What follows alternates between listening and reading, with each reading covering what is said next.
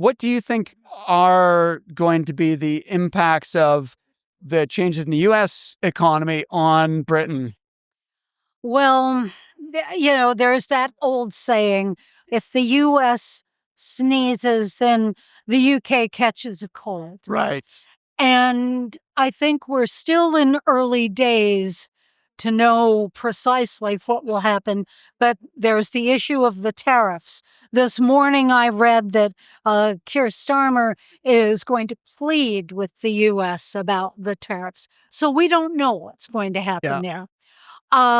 If switching to a bit of a people issue, we don't know who's going to get deported from the U.S. Right. Also, with all of their DEI programs being dismantled, what effect will that have, say, on the LGBT and A population? Right. And that's what one of our guests, Matt Cameron, is going to address tomorrow. But, are there any protections anymore? Are there not? What can a responsible business do? I think that's it, is like the not knowing, you're on shifting sand, right? And if one way or another, if people just knew whether you liked the policy or not, right, you would know the lay of the land. But now it seems like everything's up in the air. I have a friend in Atlanta who works for the government, and she has to send these daily or weekly emails on what she's accomplished that week. Yes. But also, she is not. She had to take the rainbow sticker off her car, otherwise she couldn't use the staff parking lot, which just kind of is craziness, right? So, but so that's the people side of it. But I like the analogy of U.S. sneezes and UK catches cold.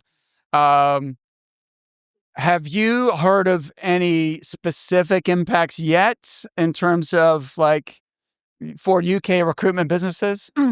Not so much yet. Yeah. Although, again, going back to the people thing, I think visas are going to become a more confrontational kind of issue. Yeah. Maybe for Americans who are here. Okay. Or for UK companies who want to send UK citizens over there. States, yeah. And, even with Irish, recruiters, because the president of the United States is upset also with Ireland at the moment. I didn't realize. What happens to them? Right.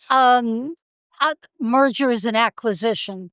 That's an interesting area right now. Mm-hmm. And Kevin Barrow, who will be very well known to our audiences, is going to address that along with Bilal Khan from BDO. Okay. Because there's been a lot of activity in the U.S.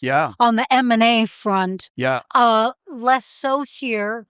And there's thought that the deals in the States will continue.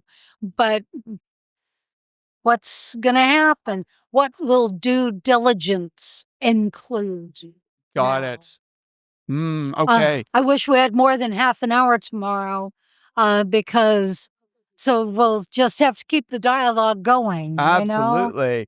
So, are you saying then in terms of M&A, I mean, the U.S. economy is 4 times bigger than the UK, right? And so, in terms of the number of deals, there's always going to be a lot more.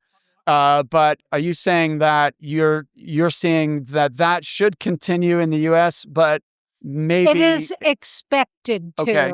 Now, and this sounds a little bit mean, I guess, but I hope the agencies in the U.S. are also well placed to help all those government workers. Right. Who are out. The number that gets thrown around the most is 100,000 people out of work. But another number or set of numbers that I heard on Friday from a U.S. source was more in the area of 200 to 300,000. Okay. So how will those people get jobs? Absolutely.